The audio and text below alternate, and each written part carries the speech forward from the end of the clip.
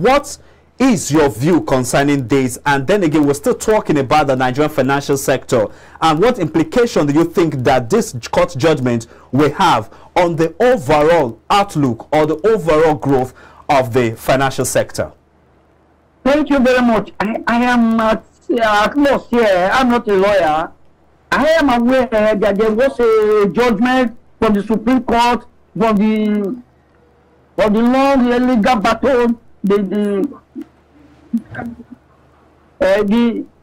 long legal battle that Ecobank had with Honeywell that went as far as the Supreme Court. There was a judgment, and all of a sudden they went behind again, and I need my lawyer to explain to me why, when the Supreme Court has given a judgment, why do we go to a lower court to go and seek? I am at loss here. I'm a financial person, I'm not a lawyer, but it amazed me when that judgment came just yesterday that this was the High Court in Lagos on a matter that Supreme Court has given a judgment in the legal battle that lasted for years.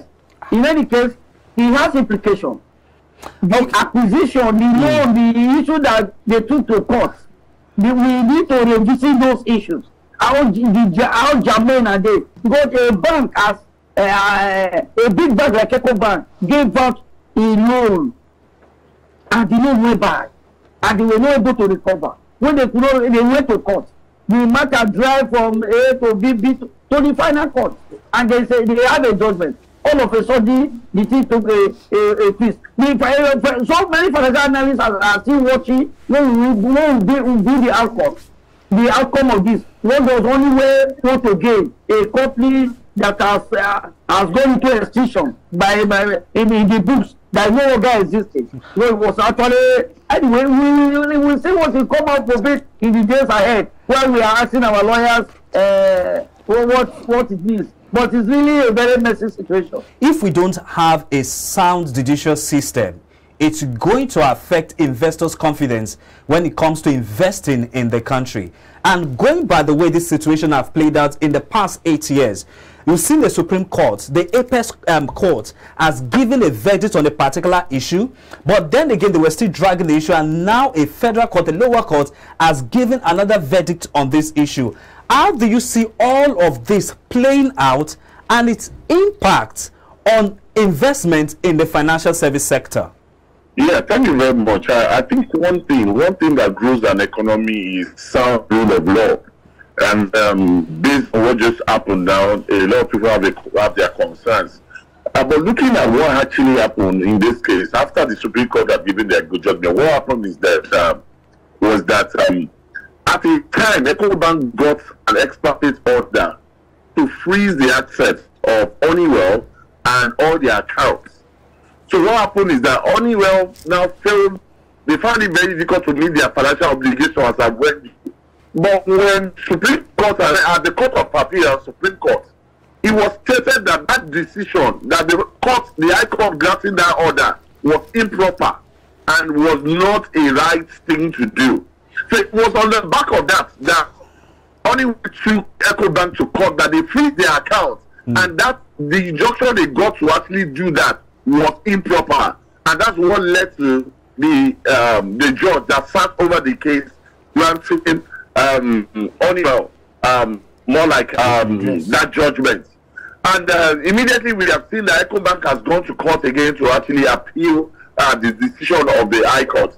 And what I keep seeing is that for us to have sound and great economy, we need to ensure that our rule of law is sound, because it goes long way in determining how much people will want to do business with you. Yeah, when you have a situation whereby there's no consistency in your rule of law, more even foreign investors will not want to come to their market, because they will understand that even local people find it very well to get justice. How much more you that you're actually an expert or you're a foreigner in that clan. So I think that as much as the executive is trying to actually create an enabling environment where business can actually thrive, I also feel that the judiciary also need to actually come to terms with the new administration and what they are trying to do to ensure that truly our economy is sound and is a very good place to do business.